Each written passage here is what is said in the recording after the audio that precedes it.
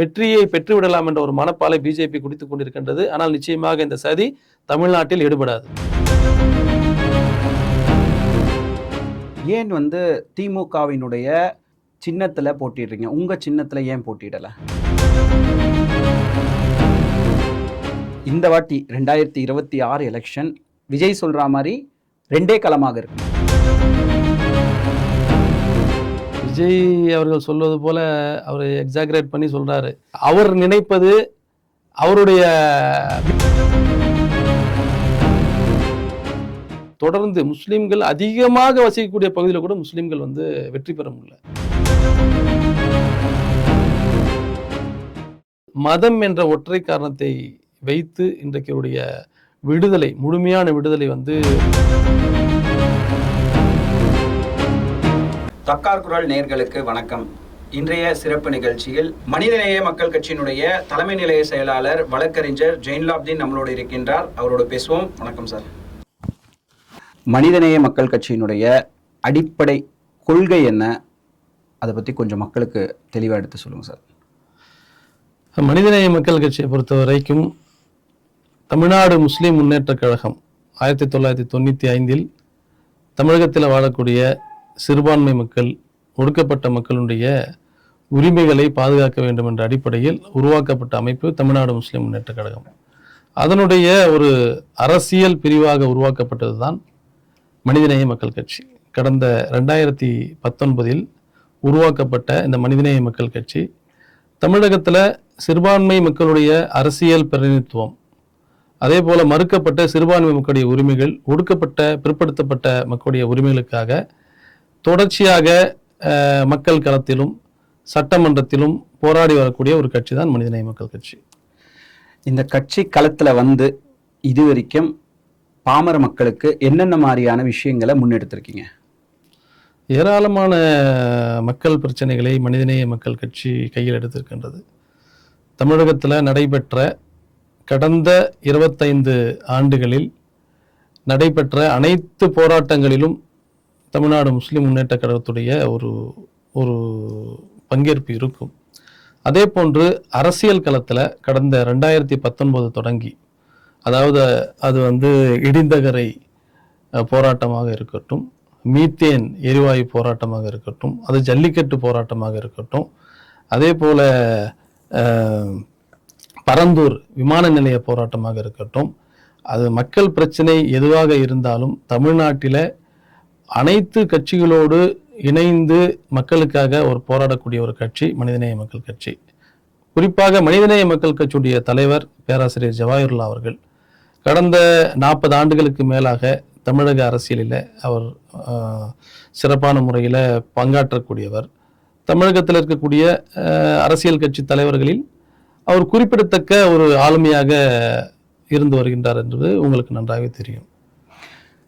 மிக ஆளுமையாக இருக்கக்கூடிய ஒரு கட்சி ஏன் திமுகவினுடைய சின்னத்துல போட்டிடுறீங்க, உங்க சின்னத்துல ஏன் போட்டிடல? திமுக சின்னத்துல போட்டியிடுவது என்பது உங்களுக்கு நன்றாகவே தெரியும். தமிழகத்தினுடைய அரசியல் களம், தமிழகத்தினுடைய வாக்காளருடைய மனநிலை, குறிப்பாகவே இந்திய வாக்காளர்கள், இந்திய தேர்தல் அமைப்பே சாதி மற்றும் மத ரீதியிலான ஒரு அமைப்பாகத்தான் இருந்துகிட்டு இருக்கு. அப்போ மனிதநேய மக்கள் கட்சி தொடங்கப்பட்டதிலிருந்து திமுக சின்னத்துல தான் போட்டிட்டு இருக்கா அப்படின்னு பார்த்தா அப்படி கிடையாது. 2019 மனிதநேய மக்கள் கட்சி உருவாக்கப்பட்ட பொழுது, அறிவிக்கப்பட்ட பொழுது நாடாளுமன்ற தேர்தல். இப்போ நாடாளுமன்ற தேர்தலில் நாம் என்ன பண்ணோம்னா தனித்து நின்றோம். அந்த நேரத்தில் நாம் கேட்ட தொகுதிகள் கிடைக்காத காரணத்தால் மனிதநேய மக்கள் கட்சி தனித்து களம் கண்டது. அதே போன்று சுயேட்சையான சின்னத்தில் தான் களம் கண்டது.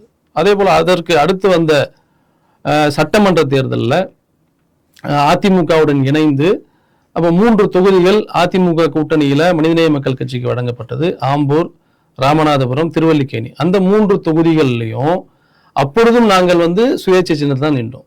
சுயேட்சை சின்னத்தில் நின்று ஆம்பூர், ராமநாதபுரம் 2 தொகுதிகளிலும் மனிதநேய மக்கள் கட்சி வெற்றி பெற்றது. அதன் பிறகு வந்த தேர்தலில் தான், அதன் பிறகு வந்த ஒரு நாடாளுமன்ற தேர்தல், அந்த தேர்தலையும் மனிதநேய மக்கள் கட்சி சுயேட்சை சின்னத்தில் திராவிட முன்னேற்ற கழகத்துடைய கூட்டணியில போட்டியிட்டது. அதன் பிறகு வந்த தேர்தலில் தான், சட்டமன்ற தேர்தலில் தான் வந்து சுயேட்சை சின்னத்தில் போட்டியிட முடியாத ஒரு சூழல், அரசியல் சூழல் உருவானது. அந்த அடிப்படையில் திமுகவுடைய சின்னத்தில் போட்டியிட வேண்டிய ஒரு நிர்பந்தம், அந்த அடிப்படையில் போட்டியிட்டோம். அதே நேரத்தில் போட்டியிட்ட 2 இடங்கள்லையும் மனிதநேய மக்கள் கட்சி வெற்றி பெற்றிருக்கின்றது. இன்றைக்கு சட்டமன்றத்திலும் சரி, அதே போன்று மக்கள் பிரச்சனைக்காக மக்கள் மன்றத்திலும் சரி, தொடர்ச்சியாக வந்து ஒரு தனித்த ஒரு ஒரு கட்சியாகத்தான் இன்றைக்கு மனிதநேய மக்கள் கட்சி செயல்பட்டு கொண்டிருக்கின்றது. இப்போ அதை வந்து நாங்க திமுகவினுடைய வெற்றியாக பார்க்கணுமா, மனிதநேய மக்கள் கட்சியினுடைய வெற்றியாக பார்க்கணுமா? 2 சட்டமன்ற தொகுதியினுடைய வெற்றியுமே திமுகவினுடைய சூரியன் சின்னத்துல தான் வந்து நீங்க வந்து நின்றுருக்கீங்க. தனித்து நின்று இதே வெற்றியை வந்து பல சட்டமன்ற தேர்தலிலும் நாடாளுமன்ற தேர்தலிலும் நின்றுருக்கன்றீங்க, அதுல வெற்றியும் பெற்றிருக்கீங்கன்றீங்க. அப்படி இருக்கும் பட்சம் இது மட்டும் ஏன் அழுத்தம், ஏன் வந்து நின்றீங்க? அதாவது அன்றைக்கு இருந்த சூழல், அதாவது அதை நான் எப்படி சொல்லணும்னா, உதாரணத்துக்கு தமிழ்நாட்டில் பார்த்தீங்கன்னா பெரும்பான்மையான இப்போ சமூக வலைத்தளங்கள்லாம் சில செய்திகள்லாம் வரும். அப்பப்போ வந்து தேர்தல் நேரத்தில் ஒரு செய்தியை வந்து பரப்புவாங்க. தமிழ்நாட்டில் முஸ்லீம்கள் வந்து 60 தொகுதியில் பெரும்பான்மையாக இருக்கிறாங்க, 60 தொகுதியில் நம்மளால் வெற்றி பெற முடியும், ஏன் வந்து இந்த சமுதாயம் சார்ந்த கட்சிகள் வந்து இவங்க திமுக கிட்ட அதிமுக கிட்ட போயிட்டு இவங்க வந்து சரணாகதி அடைஞ்சிடறாங்கன்ற ஒரு கேள்வி வந்து நீங்க கேட்கக்கூடிய கேள்வி, ஒரு பாமரர்கள், இஸ்லாமிய அரசியல் பற்றிய முழுமையான தெளிவில்லாதவர்கள் வந்து இந்த செய்திகள், வாட்ஸ்அப் செய்திகளை படித்துவிட்டு பொதுவாகவே கேட்கக்கூடிய கேள்வி இது. ஆனால் தமிழ்நாட்டில் உண்மையில வந்து இதை வந்து நம்ம வந்து ஒரு அரசியல் களத்தில் வந்து ஒரு விவாதத்திற்கு எடுத்துக்கொள்ளப்பட வேண்டிய ஒரு செய்தியாக கூட இதை நம்ம இது பண்ணலாம். ஏன்னா தமிழ்நாட்டில் முஸ்லிம்கள் மட்டுமே நின்று வெற்றி பெற முடியாத ஒரு சூழல் இன்றைக்கு தமிழக அரசியல் களத்தில் இருக்கு. இது வந்து ஒரு அதிர்ச்சி தரக்கூடிய உண்மை. ஆனால் இது வந்து கடந்த 50 ஆண்டுகள் அப்படி இருந்துச்சா அப்படின்னு பார்த்தீங்கன்னா இல்லை. தமிழ்நாட்டில் ஒரு சில தொகுதிகளில், குறிப்பாக ராமநாதபுரம், அதே போல வாணியம்பாடி, இது போன்ற, அதே போல சென்னையில் இருக்கக்கூடிய துறைமுகம், சேப்பாக்கம், திருவல்லிக்கேணி போன்ற தொகுதிகளில் ஒரு நேரத்தில் முஸ்லீம்கள் தனியாக நின்றே வெற்றி பெறக்கூடிய ஒரு சூழல் இருந்துச்சு. முஸ்லீம் லீக் கூட வந்து அந்த தொகுதிகளில் தொடர்ந்து வெற்றி பெற்று வந்த தொகுதிகள் தான் அதெல்லாம். ஆனால் காலப்போக்கில் வந்து அரசியல் காழ்ப்புணர்வின் காரணமாக அல்லது அரசியல் அணிமாறுதலின் விளைவாக அந்த நேரத்தில் வந்து அப்போ வந்து குறிப்பாக முஸ்லீம் கட்சிகளை இவர்கள் வந்து தனித்த ஒரு ஆளுமையோடு என்ன பண்ணக்கூடாது, அரசியலில் பயணிக்கக்கூடாது. ஏன்னா இப்போ நாங்கள் ஒரு கூட்டணியில் இருப்போம், அப்போ அந்த கூட்டணியில் இருந்து நாம் வந்து ஒரு முரண்பாடு ஏற்பட்டு வெளியேறும் பொழுது அப்போ அவங்க என்ன நினைப்பாங்கன்னா, அப்போ இவங்க ஒரு தனித்த ஆளுமையோட இருக்கிறதுனால தானே இந்த முடிவுகளை எடுக்கிறாங்க, அப்போ என்ன பண்ணுவோம், அந்த ஆளுமை எங்கிருந்து வருகின்றது, அப்போ இவர்களுக்கு என்று ஒரு தொகுதி இருக்கு, அந்த தொகுதியிலே இந்த மக்கள், இவர்கள் சார்ந்த மக்கள் அதிகமாக இருக்கிறாங்க, அப்போ என்ன பண்ணலான்னா அந்த தொகுதியை பிரித்து ஒரு தொகுதி, குறிப்பாக பார்த்தீங்கன்னா வாணியம்பாடி தொகுதி தொடர்ச்சியாக முஸ்லீம்கள் வெற்றி பெற்று வந்த தொகுதி. அந்த தொகுதி என்னைக்கு வந்து இதாகுதுன்னா, ஜெயலலிதா அவர்கள் காலத்தில் வந்து அந்த தொகுதி வந்து முதல் முறையாக முஸ்லீம் அல்லாத ஒரு வேட்பாளரை அதிமுக சார்பில் அவங்க நிறுத்துறாங்க, வெற்றியும் பெற வைக்கிறாங்க. அதுக்கு பின்னால் என்னென்ன நடந்தது என்பது அரசியல் களத்தில் உள்ளவர்களுக்கு தெரியும். அதன் பிறகு இன்றைக்கு அந்த தொகுதியில ஒரு முஸ்லீமால் தனித்து நின்று வெற்றி பெற முடியாத ஒரு சூழலை ஏற்படுத்தி வைத்திருக்கின்றார்கள். அது வந்து சட்டமன்ற தொகுதி மட்டுமல்ல, நாடாளுமன்ற தொகுதி மட்டுமல்ல, உள்ளாட்சி மன்றங்கள்ல கூட முஸ்லிம்கள் பெரும்பான்மையாக வசிக்கக்கூடிய பகுதிகளில் அந்த தொகுதி மறுவரையறை என்ற பெயரில் துண்டு துண்டா ஆக்கியிருக்கிறாங்க. ஆம்பூர், வாணியம்பாடி போன்ற பகுதிகளில் கூட முஸ்லிம்கள் அதிகமாக வசிக்கக்கூடிய பகுதியில் ஒரு வார்டை எடுத்துக்கிட்டு 10 உதாரணத்துக்கு வந்து ஆம்பூர் தொகுதியில் பார்த்தீங்கன்னா சில வார்டுகளில் வந்து முஸ்லீமுடைய எண்ணிக்கையை அதிகமாக்கி இருக்கிறாங்க. அதாவது வார்டுகளோட வந்து அந்த எல்லையை வந்து விரிவாக்கி இருக்கிறாங்க. இப்போ மற்ற வார்டுகளில் பார்த்தீங்கன்னா வந்து 500 ஓட்டு இருக்குன்னா இதில் பார்த்தீங்கன்னா 1200 ஓட்டு இருக்கும். இப்படி பல இதை சொல்ல முடியும். உள்ளாட்சி மன்றங்களில் இது போன்ற அநீதிகள் வந்து கடந்த அதிமுக பிஜேபி கூட்டணி ஆட்சியில் நடைபெற்றிருக்கு. ஏன்னா சிறுபான்மை மக்களுடைய அதிகாரத்தை வந்து நசுக்க வேண்டும் என்ற அடிப்படையில் செய்யப்பட்ட ஒரு சதி இது. அது வந்து இது உள்ளாட்சி மன்றத்திலிருந்து சட்டமன்றத்திலிருந்து நாடாளுமன்றம் தொடரும் பொழுது எந்த ஒரு தொகுதியிலும் 30% மேல முஸ்லிம்கள்ல வந்து வாக்காளர் இல்லை எனும் பொழுது எந்த அடிப்படையில் வந்து ஒரு இஸ்லாமிய இயக்க பின்னணியில் உள்ள ஒரு கட்சி வந்து தனித்து நின்று செயல்பட முடியும்? இப்போ நீங்க சொன்னீங்க, அதாவது பிஜேபியாக இருக்கட்டும், அதிமுக இருக்கட்டும், நம்முடைய இஸ்லாமியர்களுடைய அந்த ஒடுக்குமுறையை மறைமுகமாக இப்படி பிரிச்சு பண்ணியிருக்காங்கன்னு சொல்றீங்க. ஆனா அதே அதிமுகவோட தானே நீங்க கூட்டணி வச்சிருந்தீங்க. அப்போ அந்த நிலைப்பாடு ஏன் எடுத்தீங்க? இல்லை, அதிமுகவோட கூட்டணி வச்சிருந்தோம், திமுகவோட கூட்டணி வச்சிருந்தோம் அப்படின்னா தமிழ்நாட்டில் உள்ள எல்லா அரசியல் கட்சிகளும் ஏதாவது ஒரு சார்பு நிலை எடுத்து தான் வந்து அரசியல் களத்தில் நின்றுருக்கிறாங்க. அது வந்து மனிதநேய மக்கள் கட்சி மட்டுமல்ல, அது கம்யூனிஸ்ட் கட்சிகளுக்கும் பொருந்தும், விசிகாவுக்கும் பொருந்தும், அல்லது மற்ற எந்த அரசியல் கட்சியாக இருந்தாலும் திமுக அதிமுக இந்த 2 கூட்டணிகளோடு மாறி மாறி கூட்டணி வைப்பது இயல்பான ஒன்று. இப்போ அந்த அடிப்படையில் வந்து அன்றைக்கு வந்து அதிமுகவோடு கூட்டணி வைக்க வேண்டிய ஒரு சூழல் நாங்கள் வைத்தோம். அன்றைக்கு மிகச் சிறப்பாகவே ஜெயலலிதா அம்மையார் அவருடைய ஆட்சி இருந்தது. அவர்கள் வந்து ஜெயலலிதா அம்மையாரை பொறுத்த வரைக்கும் மனிதநேய மக்கள் கட்சியினுடைய ஒரு அரசியல் அங்கீகாரத்தை வந்து அவர் உண்மையிலேயே அவர் வந்து நாங்கள் பாராட்டணும், அவருக்கு வந்து நாங்கள் நன்றி சொல்லணும். ஏன்னா அந்த நேரத்தில் மனிதநேய மக்கள் கட்சி தனித்து நிற்க வேண்டும் என்ற ஒரு நிலைப்பாடு எடுத்தபோது அவர் ஆதரித்த வந்து தனித்து நில்லுங்கன்னு சொல்லி அவர் நமக்கு வந்து தொகுதியில் வழங்கினாரு. அதே நேரத்தில் அவர் பிரச்சாரமும் செய்தார், வெற்றியும் பெற்றோம். அப்போ அந்த சூழல் வந்து அடுத்த நிகழ்வுகளில் அரசியல் சூழல்கள் மாறும் பொழுது நாம் வந்து சுயேட்சை சின்னத்தில் நிற்க முடியாத ஒரு அரசியல் சூழல் தான் அது அரசியல் சூழல் தான் சொல்ல முடியும். அல்லது ஒரு சிறுபான்மை மக்களுடைய பிரதிநிதியுடைய பலவீனம் என்று கூட சொல்லலாம், வெளிப்படையாக சொல்ல வேண்டும் என்று சொன்னால். ஏன்னா அதற்கு அடுத்த தேர்தலில் நின்றவர்கள் எல்லாமே தொடர்ந்து சுயேட்சை சின்னத்தில் நிற்பதை தவிர்த்தார்கள். இதுக்கு காரணம் என்னன்னா, அரசியல் களத்தில் உங்களுக்கு நல்லாவே தெரியும், சுயேட்சை சின்னத்தில் நிற்கும் பொழுது அந்த சின்னமே பார்த்தீங்கன்னா கடைசி 10 நாளில் தான் கொடுப்பாங்க. அந்த கடைசி 10 நாளில் வாங்கப்பட்ட அந்த சின்னத்தை அந்த மக்களிடம் கொண்டு சேர்ப்பது என்பது மிக சவாலான விஷயம். அந்த சவாலை கடந்து வெற்றி பெறுவது என்பது மிக மிக வந்து என்ன சொல்றது, ஒரு மிகப்பெரிய சாதனை தான் சொல்லணும். அன்றைக்கு அதிமுக ஆட்சியில வந்து மனிதநேய மக்கள் கட்சி சுயேட்சை வெற்றி பெற்றதுன்னா அன்றைக்கு இருந்த ஒரு மிகப்பெரிய அதிமுக ஆதரவு அலைன்னு கூட சொல்லலாம். அந்த தேர்தலில் ஒரு இமாலய வெற்றி வந்து அதிமுக கூட்டணி பெற்றுச்சு. இப்போ வந்து கடந்த நாடாளுமன்ற தேர்தலில் திமுக கூட்டணிக்கு அந்த வாய்ப்பு கிடைத்தது. கடந்த நாடாளுமன்ற தேர்தலில் 40 தொகுதியிலும் திமுக கூட்டணி இந்தியா கூட்டணி வெற்றி பெற்றது.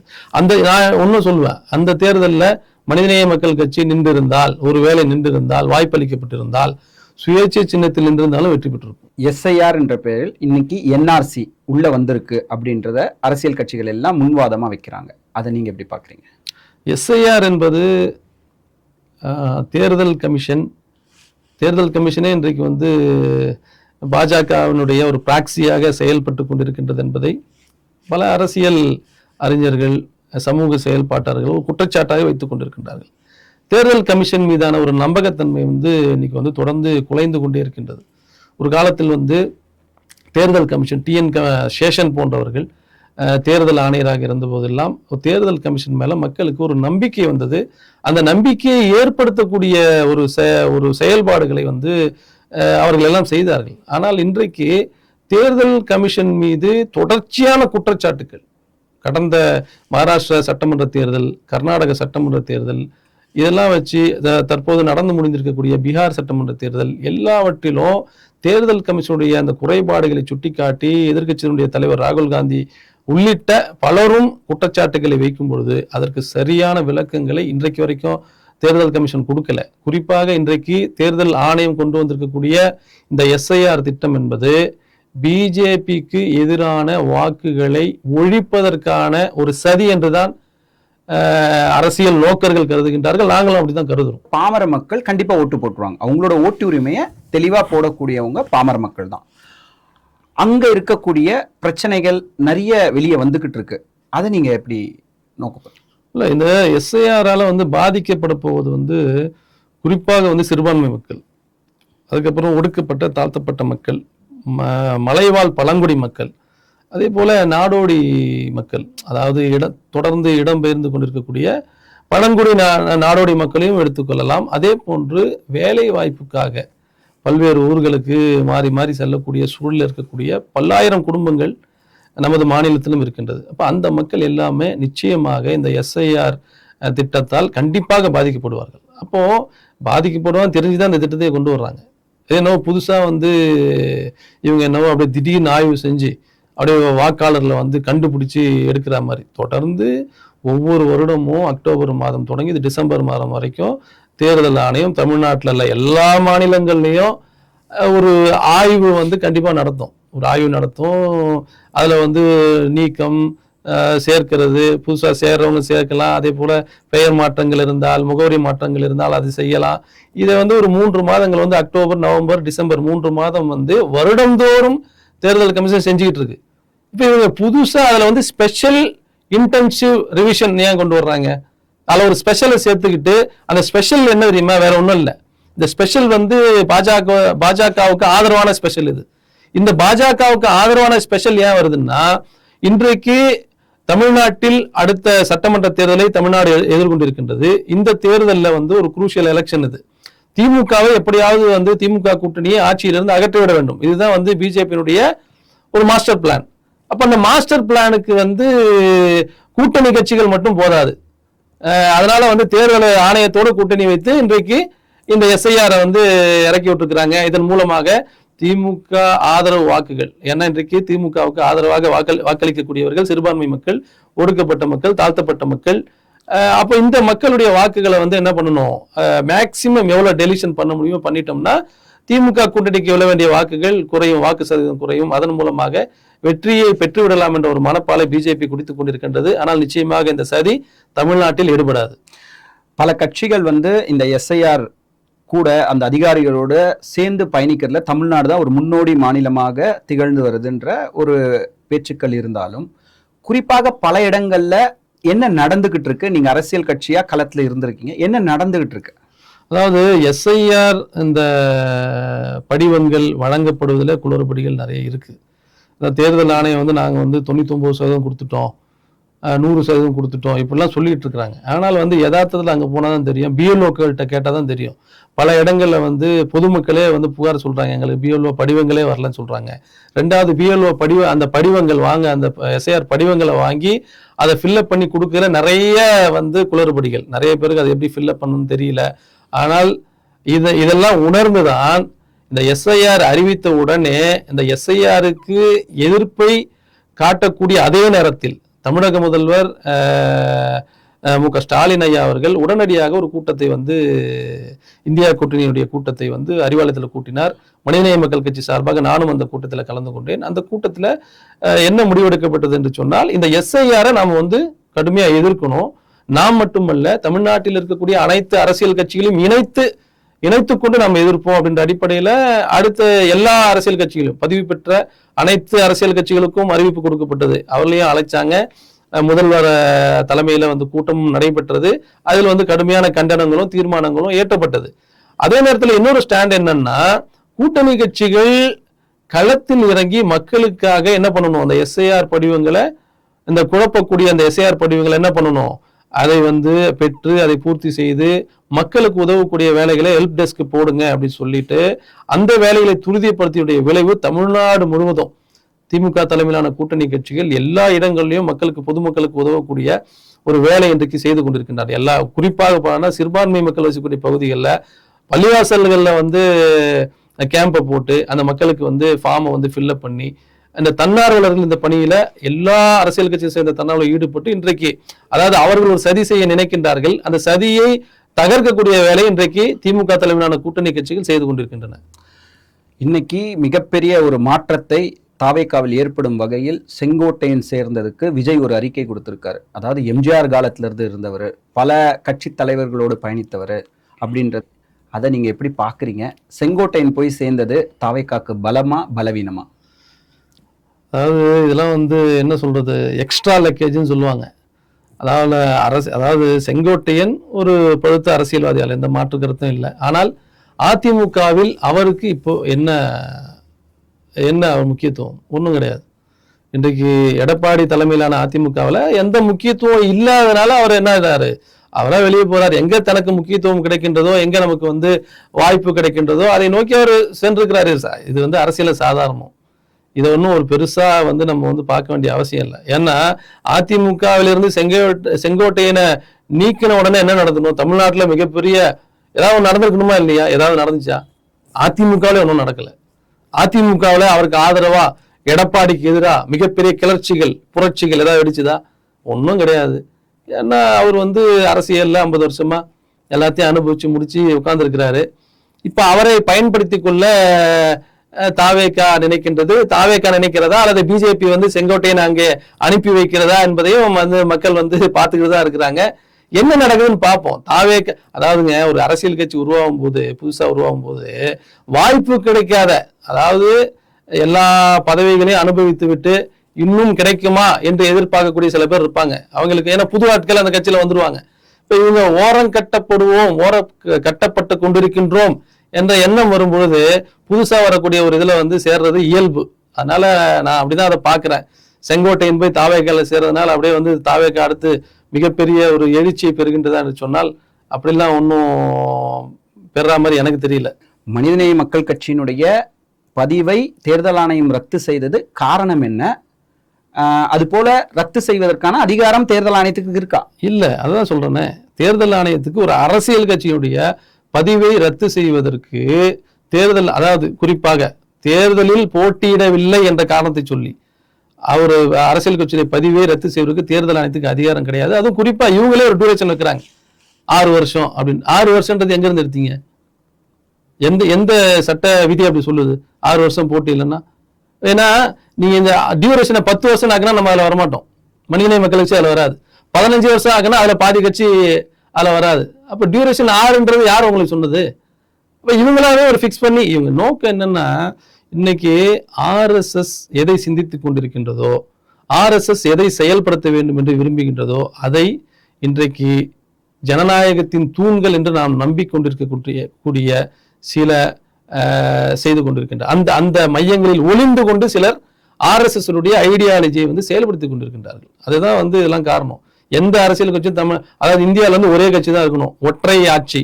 அவன் ஏற்கனவே ஆர்எஸ் ஐடியாலஜி அதுதான், பிஜேபி ஐடியாலஜி அதுதான், ஒரே மொழி, என்ன ஒரே ஆட்சி, ஒரே கட்சி, இப்படிதான் அவனுடைய எல்லாமே ஒற்றைத்தன்மை. அடால்ஃப் ஹிட்லருடைய நாசிச கோட்பாடு இது.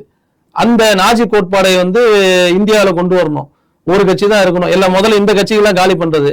அடுத்து ஏற்கனவே அவங்க சொல்லிட்டு இருக்காங்க காங்கிரஸ் இல்லாத இந்தியா உருவாக்குவோம், காங்கிரஸையும் ஒழிச்சு மூடிட்டாங்கன்னா அப்ப எந்த கட்சி? இவங்க ஒரு கட்சி தான் இருக்கும், எலெக்ஷனே நடக்காது. இப்படிப்பட்ட சூழலுக்கு இந்தியாவை கொண்டு வர வேண்டும் என்பது ஆர்எஸ்எஸ் உடைய ஐடியாலஜி. அதை வந்து மறைமுகமாக செயல்படுத்தி கொண்டிருக்கின்றார்கள். ஆனால் இந்த நாட்டில் இன்னும் நீதித்துறையின் மீது மக்களுக்கு நம்பிக்கை இருக்கின்றது. நிச்சயமாக மனிதநேய மக்கள் கட்சியும் உயர்நீதிமன்றத்தில் வழக்கு தொடுத்திருக்கின்றது இந்த பதிவுரத்துக்கு எதிராக. நிச்சயமாக இந்த வழக்கில் நாங்கள் வெற்றி பெறுவோம். மனிதநேய மக்கள் கட்சி பதிவை மீண்டும் பெறும். நாங்கள் நிச்சயமாக போட்டியிடுவோம். அதே போல கோவையில் சிறையில் இருக்கக்கூடிய சிறைவாசிகள் பல ஆண்டுகளாக இருக்காங்க, அவங்கள விடுவிக்கணுன்ற பல கோரிக்கைகள் வச்சுங்க. இன்னைக்கு அதை வந்து முதல்வர் முடிவெடுக்கலாம் அப்படின்ற ஒரு விஷயம் இருக்கு. நீங்க கூட்டணி கட்சியில இருக்கீங்க, ஆனா இன்னும் இவங்க வந்து பல ஆண்டுகளாக சிறையில தான் இருக்காங்க. முதல்வரை நீங்க பார்த்து சந்திச்சு சொல்லியிருக்கீங்களா? அது வந்து அதற்கான விடிவு காலம் பிறக்குமா? அதாவது தமிழ்நாட்டில் ஆயுள் சிறைவாசிகள் சுமார் 700 பேரை வந்து பொது மன்னிப்பு அடிப்படையில் விடுதலை செய்ய வேண்டும் என்று திராவிட முன்னேற்ற கழகத்துடைய அரசு வந்து ஒரு முடிவு எடுக்கிறது. அந்த அடிப்படையில் வந்து பலரும் விடுதலை செய்யப்பட்டார்கள். அப்படி விடுதலை செய்யப்படும் பொழுது அதில் வந்து சுமார் 35 இஸ்லாமிய ஆயுள் தண்டனை சிறைவாசிகள் இருந்தார்கள். அப்போ அந்த பொது மன்னிப்பின் கீழே வந்து 13 பேர் வந்து விடுதலை செய்யப்பட்டார்கள். மீதம் இருக்கக்கூடிய சகோதரர்கள் சுமார் 22 பேர் வந்து நீண்ட கால பரோலில் வந்து என்ன பண்ணாங்க, வெளியில் வந்தாங்க. அவருடைய பரோல் வந்து நீதிமன்றம் மூலமாக நீட்டிக்கப்பட்டு வந்தது. சமீபத்தில் வந்து அவருடைய பரோல் வந்து ஏதோ சில காரணங்கள் காரணமாக நீட்டிக்கப்படவுடைய விளைவு, அதாவது சிறையிலிருந்து வெளியே வந்து சுமார் 2 ஆண்டு காலம் ஒரு பரோல் மூலமாக அவர்கள் ஒரு விடுதலை காற்றை அனுபவித்து வந்த அவர்கள் இன்றைக்கு மீண்டும் சிறைப்பட்டிருக்கின்றார்கள். மிக துயரம் தரக்கூடிய நிகழ்வு இது. ஏன்னா வந்து 700 பேர் வந்து விடுதலை பெறும்பொழுது இந்த 15 பேரோ 22 பேரோ விடுதலை பெறுவது என்பது அதுதான் நியாயமா இருக்கும். ஆனால் மதம் என்ற ஒற்றை காரணத்தை வைத்து இன்றைக்குடைய விடுதலை, முழுமையான விடுதலை வந்து தடுக்கப்படுகின்றதோ என்ற ஒரு அச்சமும் ஒரு கவலையும் இந்த சமூகத்தில் முஸ்லிம்களுக்கு மட்டுமல்ல பொதுவான எல்லாருக்கும் ஏற்பட்டிருக்கின்றது. தமிழக அரசு வந்து இதில் வந்து உடனடியாக கவனம் செலுத்தணும். குறிப்பாக சென்னை உயர்நீதிமன்றத்தில் அந்த சிறைவாசிகள் தொடர்ந்த வழக்கில் உயர்நீதிமன்ற நீதிபதிகள் அமர்வு வந்து தெளிவாக ஒரு விஷயத்த சொல்லியிருக்கு. நீங்கள் வந்து பரோல் கொடுத்து எக்ஸ்டெண்ட் பண்ணி பண்ண வேண்டிய அவசியம் இல்லை. தமிழக அரசுக்கு இவர்களை விடுதலை செய்வதற்கான முழு அதிகாரமும் இருக்கு என்பதை உயர்நீதிமன்றம் சுட்டிக்காட்டி விட்டது. அதனால் தமிழக அரசு இந்த பரோலிலே இருக்கக்கூடிய அனைத்து ஆயுள் சிறைவாசிகளையும் தயவு செய்து உடனடியாக விடுதலை செய்வதற்கான நடவடிக்கையை எடுக்கணும். தமிழக முதல்வர் அவர்கள் எடுப்பார்கள் என்ற நம்பிக்கை எங்களுக்கு நிச்சயமாக இருக்கின்றது. மனிதநேய மக்கள் கட்சியினுடைய தலைவர் பேராசிரியர் ஜவாஹிருல்லா மற்றும் பல்வேறு சமுதாய தலைவர்கள், அரசியல் கட்சி தலைவர்கள் இது தொடர்பாக தமிழக முதல்வருக்கு இந்த கோரிக்கைகளை வைத்திருக்கின்றார்கள். நிச்சயமாக இந்த கோரிக்கை விரைவில் நிறைவேற்றப்படும். அந்த சிறைவாசிகள் விரைவில் முழுமையான விடுதலையை அடைவார்கள். திமுகவினுடைய தேர்தல் அறிக்கையில் உங்களுடைய கட்சி சார்பில் என்னென்ன கோரிக்கைகள் வைக்கலாம் அப்படின்ற ஒரு விஷயம் வச்சிருக்கீங்க? அதாவது எப்பொழுதுமே மனிதநேய மக்கள் கட்சியை பொறுத்த வரைக்கும் வந்து சட்டமன்றத்திலையும் சரி, அதே போல மக்களுக்கான பிரச்சனைகளுக்காக பல்வேறு அரசியல் கட்சிகள், மனித உரிமை ஆர்வலர்கள், சுற்றுப்புற சூழல் ஆர்வலர்கள் எடுக்கக்கூடிய எல்லா நடவடிக்கைகளும் வந்து மனிதநேய மக்கள் கட்சி பங்கு பெறும். தேர்தல் வாக்குறுதி என்று அந்த தேர்தல் நேரத்தில் திராவிட முன்னேற்ற கழகம் வெளியிடக்கூடிய அந்த வாக்குறுதியின் பொழுது நாம் வந்து பொதுவாகவே எங்கள் கட்சியை பொறுத்த வரைக்கும் அந்த நேரத்தில் நாங்கள் மனித உரிமை ஆர்வலர்களை அழைப்போம். அதாவது சுற்றுப்புற சூழல் ஆர்வலர்கள் வந்து அவங்க யாரெல்லாம் களத்தில் செயல்பட்டு கொண்டிருக்கின்றார்களோ அவர்களை அழைத்து என்ன மாதிரியான கோரிக்கைகள் உங்கள்கிட்ட இருக்குது அவங்ககிட்ட கேட்போம். அவங்க சில இன்புட்ஸை கொடுப்பாங்க. அந்த இன்புட்ஸோடு சேர்த்து நாங்கள் சில கோரிக்கைகளும் சேர்த்து தான் நாங்கள் எப்பயுமே வழங்குவது வழக்கம். அதை தான் நாம் வந்து இந்த முறையும் செய்வோம். அதில் குறிப்பாக நாங்கள் தொடர்ச்சியாக வலியுறுத்தி வருவது வந்து சச்சார் கமிட்டியினுடைய பரிந்துரைகள். அதாவது கல்வி வேலைவாய்ப்பில் இந்தியா முழுக்க இஸ்லாமிய சமூகம் வந்து புறக்கணிக்கப்பட்டிருக்கு, அரசியல் அதிகாரத்தில் வந்து புறக்கணிக்கப்பட்டிருக்கு. அப்போ இதெல்லாம் ஆய்வு செய்வதற்காக நீதிபதி ராஜேந்திர சச்சார் தலைமையில் ஒரு குழுவும், அதே போல் ரங்கநாத் மிஸ்ரா தலைமையில் ஒரு குழுவும் அமைக்கப்பட்டு காங்கிரஸ் காலத்தில் அவருடைய பரிந்துரைகள் வந்து வெளிவந்து கிட்டத்தட்ட 10 ஆண்டுகளுக்கு மேலே ஆயிடுச்சு. அந்த பரிந்துரைகளை வந்து இது வரைக்கும் நிறைவேற்ற முடியல. காங்கிரஸ் ஆட்சியில் ஓரளவு நிறைவேறினாலும் பிஜேபி மொத்தமாக, ஏன்னா பிஜேபி என்பது சிறுபான்மை விரோத ஒரு ஆட்சி. இது சிறுபான்மை மக்களுக்கு எந்த ஒரு நலனும் கிடைத்துவிடக் கூடாது என்பதில் பிஜேபி மிக தெளிவாக இருக்கின்றது. அது அரசியல் அதிகாரமாக இருந்தாலும் சரி, அல்லது கல்வி வேலை வாய்ப்பில் கிடைக்கக்கூடிய அந்த சமூக நீதியாக எதாக இருக்கணும், இந்த சிறுபான்மை மக்கள் 2ஆம் தர குடிமக்களாக அந்த நாட்டில் வாழ வேண்டும் என்ற ஒரு ஒற்றை அஜெண்டாவோடு பிஜேபி ஆட்சி செய்து கொண்டிருக்கின்றது. ஆனாலும் மாநிலத்தை ஆட்சி செய்யக்கூடிய திமுக போன்ற கட்சிகள் தான் சிறுபான்மை மக்களுக்கு ஒரு ஆதரவாக, ஒரு தோழமை உணர்வோடு செயல்பட்டு கொண்டிருக்கின்றார்கள். ஆகவே எங்களுடைய அந்த சச்சார் கமிட்டி பரிந்துரைகளை வந்து தொடர்ந்து நிறைவேற்றணும். தமிழகத்தில் வந்து ஏற்கனவே சொன்ன மாதிரி உள்ளாட்சி மன்றங்களில் பார்த்தீங்கன்னா தொடர்ந்து முஸ்லீம்கள் அதிகமாக வசிக்கக்கூடிய பகுதியில் கூட முஸ்லீம்கள் வந்து வெற்றி பெற முடியல. குறிப்பாக வந்து காயல்பட்டினம், கீழக்கரை, ராமநாதபுரம், ஆம்பூர், வாணியம்பாடி, நெல்லிக்குப்பம் பல பகுதிகள் வந்து பார்த்தீங்கன்னா இவங்க என்ன பண்ணுறாங்க, பெண்கள் தொகுதியாக மாற்றுறாங்க அல்லது ரிசர்வ் தொகுதியாக்குறாங்க. இதெல்லாம் வந்து நடக்குது. அதனால் குறிப்பாக உள்ளாட்சி மன்றங்களில் சிறுபான்மை மக்களுக்கு இடஒதுக்கீடு அளிக்கணும். அது ஒரு முக்கியமான ஒரு கோரிக்கை, மனிதநேய மக்கள் கட்சியுடைய கோரிக்கை. அதே போல அரசியல் பிரதிநிதித்துவம், சமூக நீதி அடிப்படையில் சிறுபான்மை மக்களுடைய எண்ணிக்கைக்கேற்ப தொகுதிகளை வழங்க வேண்டும். அது வந்து தேர்தல் நேரத்தில் வந்து ஏதோ ஒரு சீட்டு கொடுக்குறோம், 2 சீட்டு கொடுக்குறோம், அடையாளத்துக்கு வந்து கொடுக்குறோம் என்பதை தாண்டி அது முஸ்லிம்களுக்கு மட்டுமல்ல, இந்த நாட்டில் வசிக்கக்கூடிய எல்லா சமூகங்களும் அவர்களுடைய எண்ணிக்கைக்கேற்ப அரசியல் பிரதிநிதித்துவம் பெற வேண்டும், கல்வி வேலைவாய்ப்பில் இடம்பெற வேண்டும் என்பது மனிதநேய மக்கள் கட்சியுடைய ஒரு கோரிக்கை. அந்த அடிப்படையில் எங்களுடைய கோரிக்கை இருக்கும். நடக்கக்கூடிய 2026 சட்டமன்ற தேர்தலில் மனிதநேய மக்கள் கட்சி எத்தனை சீட்டு வேணும்னு சொல்லிட்டு திமுகவை வலியுறுத்தும்? இதுவரைக்கும் தொடர்பான நாங்கள் தேர்தல் அறிவிப்புக்கு பிறகுதான் நம்ம அதை வந்து நம்ம கேட்க முடியும். அது தொடர்பான கட்சியினுடைய உயர்நிலை குழு கூடி அதில் வந்து எத்தனை தொகுதியில் கேட்கலாம் அதெல்லாம் முடிவெடுத்து நாங்கள் அறிவிப்போம். ஆனால் கூடுதலாக கண்டிப்பாக தொகுதியிலே கேட்போம். ஏன்னா அந்த மனநிலை வந்து இருக்கு. அதற்கான தகுதியும் இந்த மனிதநேய மக்கள் கட்சிக்கு இருக்கு. ஏன்னா கடந்த முறை வந்து 2 தொகுதி பெற்றோம். அது வந்து மிக குறைவு. அதே போன்ற நாடாளுமன்ற தேர்தல் எங்களுக்கு வாய்ப்பு வழங்கப்படவில்லை. 2 நாடாளுமன்ற தேர்தலும் வாய்ப்பு வழங்கப்படவில்லை. அது வந்து உண்மையிலேயே வருத்தத்தக்க ஒரு செய்தி. திராவிட முன்னேற்ற கழகம் வரக்கூடிய சட்டமன்ற தேர்தலையும் நாடாளுமன்ற தேர்தலையும் அந்த குறையை நிவர்த்தி செய்யும். தமிழகத்தில் வாழக்கூடிய முஸ்லிம்களுடைய எண்ணிக்கைக்கேற்ப தொகுதிகள் ஒதுக்கப்படும் என்ற நம்பிக்கை எங்களுக்கு இருக்கின்றது. இந்த வாட்டி 2026 எலெக்ஷன் ஒரு முப்பெரும் கூட்டணி, அதாவது என்னன்னா திமுக ஒரு புறம், இந்தியா கூட்டணி என்ற பெயரில் டிவிகே ஒரு புறம், அதே போல பிஜேபியும் அதிமுகவும் ஒரு புறம், அப்படி இருக்குமா இல்லை இந்த களம் விஜய் சொல்ற மாதிரி 2 களமாக இருக்குமா? விஜய் அவர்கள் சொல்வது போல அவர் எக்ஸாகரேட் பண்ணி சொல்றாரு. ஏன்னா அது ஒரு இயல்பு. ஒரு அரசியல் கட்சியை துவக்கி இருக்கின்றார்கள், தங்களை மையமாக வைத்து அரசியல் களம் இருக்க வேண்டும் என்பது நினைப்பது அவருடைய விருப்பம். அதில் வந்து நம்ம குறை சொல்ல முடியாது. என்னை பொறுத்த வரைக்கும் வந்து ஒரு நடிகராக விஜய் அவர்கள் வந்து ஒரு களத்தில் இறங்கியிருக்கிறாரு. மக்கள்கிட்ட அவருக்கு ஓரளவுக்கு எதிர்பார்ப்பும் மக்கள்கிட்ட இருக்கு. வரட்டும், களத்தில் இறங்கட்டும், மக்களிடத்துல வந்து களப்பணி செய்யட்டும். ஆனால் மக்கள் வந்து எல்லாத்தையும் கூர்ந்து கவனிச்சுட்டு இருக்கிறாங்க.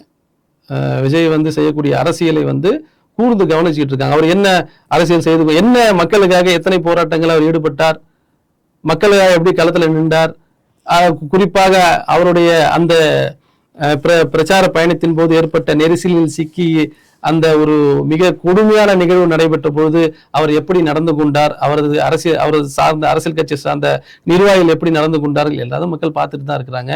அதனால வந்து அவர் நினைப்பது அவருடைய விருப்பம். அது வந்து நம்ம அதில் வந்து அவருடைய கனவிலோ அல்லது அவர் நினைப்பிலோ நாம் குறுக்கிட முடியாது. ஆனால் என்றைக்கும் திமுக கூட்டணியை வெற்றி பெறுவது என்பது நிச்சயம் வந்து இந்த மண்ணில் நடக்காத ஒன்று. அது அப்படி இந்த கூட்டணி தோல்வி அடைந்தால் அது நிச்சயமா தமிழ்நாட்டிற்கான தோல்வியாக தான் இருக்கும். ஏன்னா அப்படிப்பட்ட ஒரு தேர்தல் தான் நம்ம எதிர்நோக்கி இருக்கோம். மிக மோசமான ஒரு சூழலில் வரக்கூடிய சட்டமன்ற தேர்தல் நடைபெற இருக்கின்றது. இந்த நேரத்தில் திமுக தலைமையிலான இடதுசாரிகளும் தலித் மக்களும் சிறுபான்மை மக்களும் அனைத்து தரப்பு பிரதிநிதித்துவமும் இந்த கூட்டணியில் இருக்கின்றது. இந்த கூட்டணி தோல்வி அடைந்தால், ஒருவேளை தோல்வி அடைந்தால் அது தமிழகத்திற்கான தோல்வியா இருக்கும். நிச்சயமாக அது போன்ற நிலை தமிழ்நாட்டில் ஏற்படாது. தமிழக மக்கள் மீது எங்களுக்கு நம்பிக்கை இருக்கின்றது. திமுகவினுடைய கூட்டணியில தொடர்ந்து பயணிச்சுட்டு வரீங்க, எல்லா தேர்தல் பிரச்சாரங்கள்லையும் இருந்திருப்பீங்க. கண்டிப்பா 2026 எத்தனை தொகுதிகளை கணிசமாக திமுக கூட்டணி வெற்றி பெறும் நினைக்கிறீங்க? நிச்சயமா என்னுடைய கணிப்பு வந்து 200க்கும் மேற்பட்ட தொகுதிகளை நிச்சயமாக திமுக கூட்டணி வெற்றி பெறும். ஏனென்று சொன்னால் இன்றைக்குள்ள தேர்தல் சூழல்ல, களச்சூழல்ல பார்த்தீங்கன்னா திமுக கூட்டணி மிக வலிமையாகவே இருக்கு. அதை வந்து கடந்த உள்ளாட்சி மன்ற தேர்தல் வெற்றிலையும் பார்த்தோம், நாடாளுமன்ற தேர்தல் வெற்றிலையும் பார்த்தோம். அதே போல இன்றைக்கு நீங்கள் சொன்னது போல ஒரு 3 கூட்டணிகள் இன்றைக்கு இருக்கின்றத.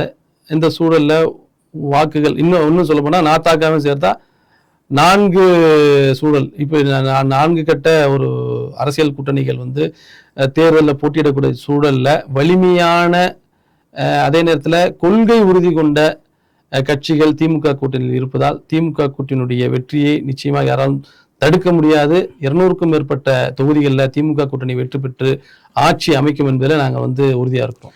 நாம் வந்து திமுக கூட்டணியில் நீடிப்பது ஒரு கொள்கை சார்ந்த ஒரு அரசியல் என்ற அடிப்படையில், பாசிசத்துக்கு எதிரான ஒரு வலிமையான கூட்டணி என்ற அடிப்படையில் திமுக நாங்கள் நீடிக்கிறோம். அதே நேரத்தில் ஒரு அரசு என்ற அடிப்படையில் வந்து செய்யக்கூடிய அது அதிகாரிகளாக இருக்கட்டும், அரசியல்வாதிகள், ஆளுங்கட்சியை சேர்ந்த அரசியல்வாதிகளாக இருக்கட்டும், அவர்கள் செய்யக்கூடிய தவறுகளுக்கு வக்காலத்து வாங்குவது என்பது மனிதநேய மக்கள் கட்சியினுடைய நிலைப்பாடு அல்ல.